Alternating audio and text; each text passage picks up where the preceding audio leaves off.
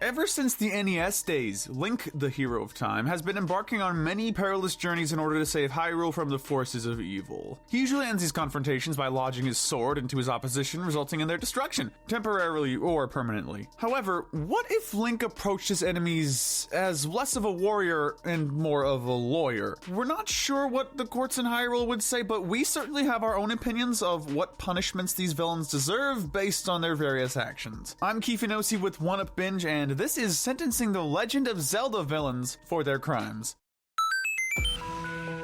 Before we start this list, let's establish the rules. We're going to be looking at the games specifically, and not outside sources like comics, cartoons, nor manga. And no, we won't be discussing the CDI games, because, well, it's best to forget about them. Finally, we're going to let the villains who are possessed by evil entities off the hook due to not having control over their own actions. This includes Skull Kid from Majora's Mask and Sia from Hyrule Warriors. With all that said, let's sword thrust into our list and provide these baddies with some prison sentences. Or worse, whatever. Let's just rip the band-aid off right away and start with probably the most iconic villain in the Zelda series, Ganon, also known as Ganondorf. Appearing as the main antagonist in the original The Legend of Zelda, A Link to the Past, Ocarina of Time, Wind Waker, Twilight Princess, Four Swords Adventures, Breath of the Wild, and many others, Ganondorf has a long and storied history as a villain, which, of course, makes him guilty of committing multiple heinous crimes, to say the least. This includes mass murder, attempted genocide, treason, abuse of power, invasion, brainwashing, kidnapping, slavery, torture, conspiracy, and probably a few others. It might be easier to narrow down the crimes which Ganondorf hasn't committed throughout the course of the series. This evil tyrant gets an easy death penalty from us. We don't exactly give our death sentences out like candy, but there are very few villains who earn it as much as Ganondorf. He is a powerful, evil, and destructive entity with no possible hope of redemption that we can see. Up next, we have Majora, the titular villain from The Legend of Zelda, Majora's Mask. To be clear, for this entry, we're going to be counting all of Skull Kid's actions while wearing the mask, as Majora possesses Skull Kid during the time. Not only does that count as brainwashing, which we do see as a crime, but we'd also consider that child abuse given Skull Kid's age. Majora is also seen smacking Skull Kid's fairy tail when he reunites with Tattle, so we can add abuse to the list of crimes here. Cutting to the chase, Majora's biggest crime is attempting to have the moon crash into Termina, resulting in the annihilation of its residents. Waiting until the end of the 3-day cycle shows that this would indeed have happened in one of the most haunting cutscenes in Zelda history. We have to give Majora the death penalty for, if nothing else, trying to eradicate life as we know it. Brainwashing, child abuse, and assault don't help either, but the destruction Majora would have caused the world is something we aren't willing to risk happening again.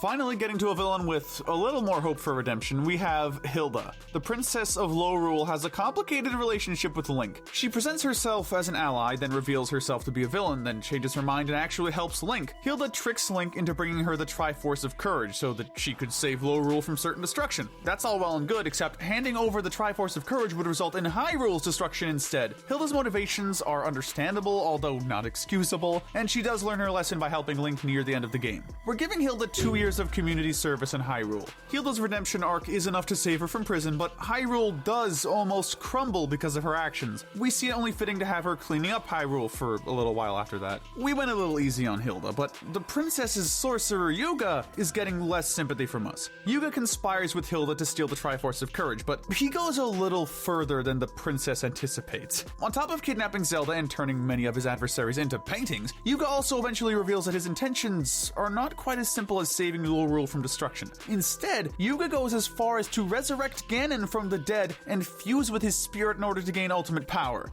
We're sentencing Yuga to life in prison. Yuga never goes as far as killing anyone, although that probably would have changed if Link didn't defeat Yuga Ganon, Yuganon. Still, trapping his victims in paintings for potentially eternity still deserves a harsh punishment. Moving on to another villain who does receive some redemption, next we're looking at Burn. Appearing in The Legend of Zelda Spirit Tracks, Burn is a power-hungry Lokomo who gives into the forces of evil upon learning that he could acquire more power than if he were to work for the spirits of good. He captures Princess Zelda and attempts to murder Link for getting in the way of his plans. After the evil Maldus betrays Burn and knocks him unconscious, Zelda and Link rescue him from certain death. Understandably, this gives Burn a change of heart, leading him to helping Link and Zelda, even going as far as sacrificing his own life for them. Even though it's revealed that Burn's spirit will be resurrected into a different body, we feel death death is way too harsh of a punishment for his crimes. We would give Byrne 6 months in prison instead. If having a simple change in heart isn't enough to give Byrne such a light sentence, sacrificing his life for such a good cause certainly is. We can't say his initial actions nor motivations are okay though, so Byrne does deserve some form of punishment. Byrne may be dangerous, but he's only the right-hand man behind the events of Spirit Tracks. The actual mastermind behind the situation is Chancellor Cole. This is the man who tricks Byrne into believing Maldus would give Byrne ultimate power to begin with, which is really just a ruse to get Byrne to do his bidding. Cole is the right-hand man to Zelda, who ends up murdering the princess, resulting in separating her body from her spirit. Much like Byrne, Chancellor Cole doesn't survive the events of Spirit Tracks, but considering he doesn't redeem himself along the way, we're less upset about Cole's death. We'd give Chancellor Cole life in prison. Kidnapping Zelda is bad, but to play devil's advocate, that's not something the princess isn't used to.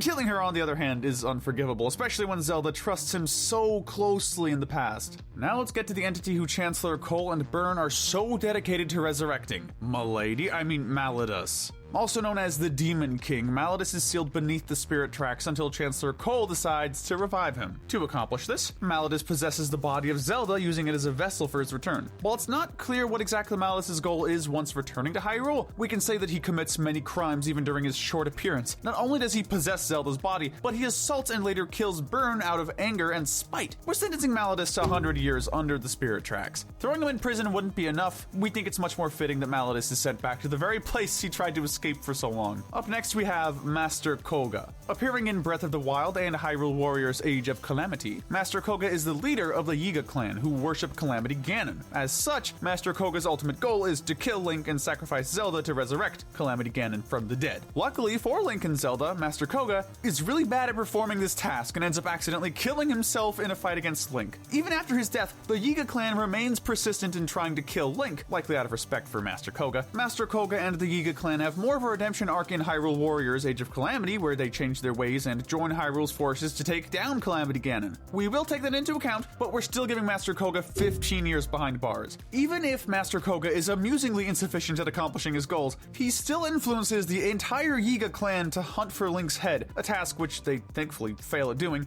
The Age of Calamity timeline does make the punishment slightly lighter, but Master Koga doesn't redeem himself in Breath of the Wild, so we're taking that into account too. Another one of Calamity Ganon's biggest worshippers is Astor. Appearing exclusively in Hyrule Warriors Age of Calamity, Astor aligns himself with the Yuga clan in order to take down Link and unleash the power of Ganon. This is because Astor believes that he'll be able to control Calamity Ganon's powers and become the ruler of the world. Much like Master Koga, Astor is quite incompetent at accomplishing his goals and results in Calamity Ganon consuming Astor instead to gain a physical form. This is a frankly hilarious and ironic fate for Astor, especially given the amount of death and destruction he causes in order to assist Ganon. We'd sentence Astor to life in prison. Astor is guilty of committing some terrible war crimes and even sacrifices the Yuga clan to take control of the Blight Ganons. No one can trust Astor, and given the severity of his crimes, we don't feel safe ever letting him out of our sights again. Teleporting into our next spot is Lady Maud. The villain of The Legend of Zelda Triforce Heroes, Lady Maud is an evil witch who resides in the Drablands and creates magical clothing. Out of spite for Princess Styla's adorable fashion sense, Lady Maud curses the princess into wearing an irremovable jumpsuit, sending a message to the citizens of Hytopia that they could be next if they wear anything too cute. Lady Maud is certainly controlling and power-hungry, but she doesn't resort to murder, genocide, destruction, or brainwashing, so we definitely have much more lenience toward her. King Tuft even states at the end of the game that no serious charges will befall Lady Maud for her actions, and we have to agree with that sentiment. Still, we are sentencing Lady Maud to 1 year of community service for her actions. As a bonus, we're also going to ensure Lady Maud performs her service wearing an incredibly adorable jumpsuit, as we know that would irritate Maud more than the ugly standard prison jumpsuit. Revenge is a dish best served cute. Next is Varan, also known as the Sorceress of Shadows. The main antagonist of Oracle of Ages, Varan is a servant to Twinrova, who's called upon to help carry out Ganon's plan after his defeat. She has the ability to possess other people, and uses this to trick Link into helping her. Varan travels through time and possesses Nehru in order to trick Queen Ambi. Varan not only has the ability to possess the bodies of others, but also eventually learns how to manipulate time itself, freezing many of her opponents in order to bring chaos back into the world. We have to give Varan a life sentence. Heck, if we give her any other amount of time in prison, she would probably speed up time to the end of her sentence, so this is our safety. On top of that, Varan's abuse of magic and dedication to carrying out Ganon's evil schemes is enough to land her a lengthy sentence. Let's move over to Oracle of Seasons and talk about Onyx, also known as the General of Darkness. After the defeats of both Ganon and Varan, Onyx is the next in line to be recruited by the Twin Rova to resurrect Ganon and overthrow Hyrule. Onyx isn't as clever nor ruthless as Varan, but he does kidnap Din and locks her in the dungeons of his castle. He also attempts to kill Link, which, to be fair, is pretty par for the course when it comes to Zelda villains. Onyx isn't the deepest nor most complex villain ever, but his crimes are enough to get him 10 years in prison. Had he successfully helped Ganon take over Hyrule, we'd probably rank Onyx even higher, but considering he fails at most of his tasks, this General of Darkness is far from the biggest or evilest threat Link faces. While we're on the topic,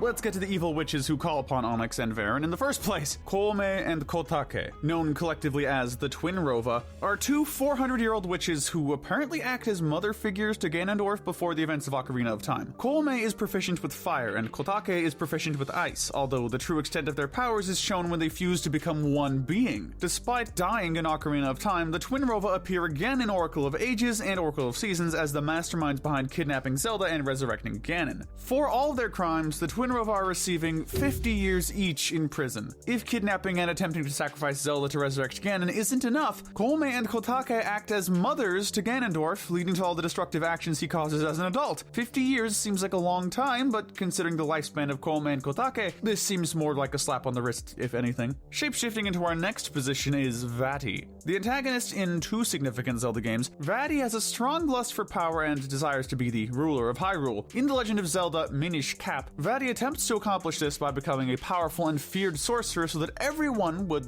fear him. After Link defeats him, Vadi returns once again in 4 swords and takes the much more traditional approach of kidnapping Zelda. Vadi apparently desires Zelda's hand in marriage to become co-ruler of Hyrule, although it's unclear what Vadi would have done to Zelda after achieving that position. We're giving Vadi 20 years in prison. While there's little that truly redeems Vadi, his quest for power results in a lot less death and dismay than other characters. Still, his multiple attempts still land him a couple of decades in the slammer. We're hoping, probably in vain, that Vadi could reform himself upon release. Next up, we have Gira. Appearing in The Legend of Zelda Skyward Sword, Gira is initially a sword wielded by Demise, who changes his form into that of a human once Demise is sealed away. He kidnaps Zelda in order to sacrifice her to resurrect Demise. On top of that, Gira is both a skilled sword and skilled sword fighter, killing many under his servitude for Demise. So, we'd have to award Gira with life in prison. He may be more of a puppet than a mastermind, but Girahim's actions lead to a lot of death and destruction. Whether as a sword or a human, we don't feel safe letting Girahim ever walk free again.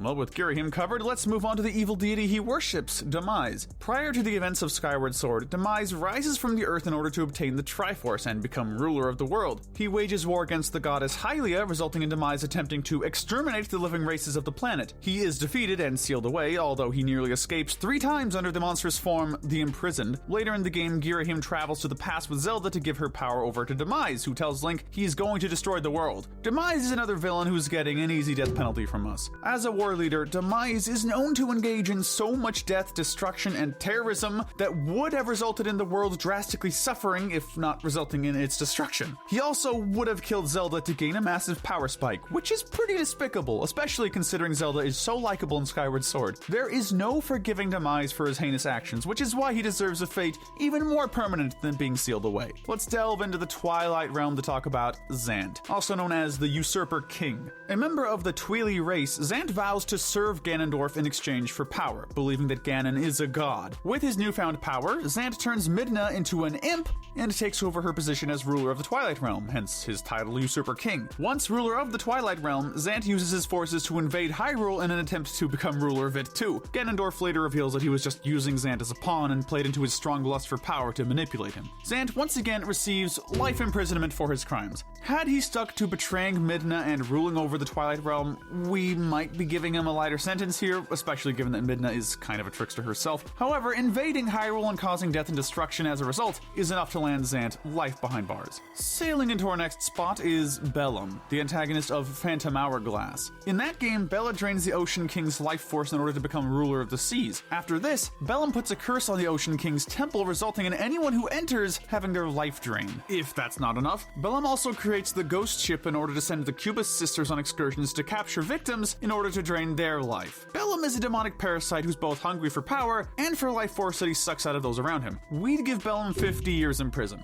Sucking the life out of his victims doesn't kill them, at least not entirely, so we'll give Bellum that. But he still attempts to kill Oshus and devour both Link and Tetris, so it's not like the intent wasn't there. We request Bellum be separated from the other prisoners so he doesn't drain their life while serving a sentence. Let's finish off this video by talking about one of the Zelda series' most iconic reoccurring villains, Dark Link. Dark Link has appeared in many Zelda games, including Ocarina of Time, A Link to the Past, Zelda 2, The Adventure of Link, Twilight Princess, Spirit Tracks, among others. In whichever case, Dark Link's goal and motivation is usually as simple as defeat Link. For such an iconic and reoccurring character, we actually know very little about Dark Link's backstory or origin, or if he even exists for any reason other than to fight Link. Dark Link gets 20 years in prison.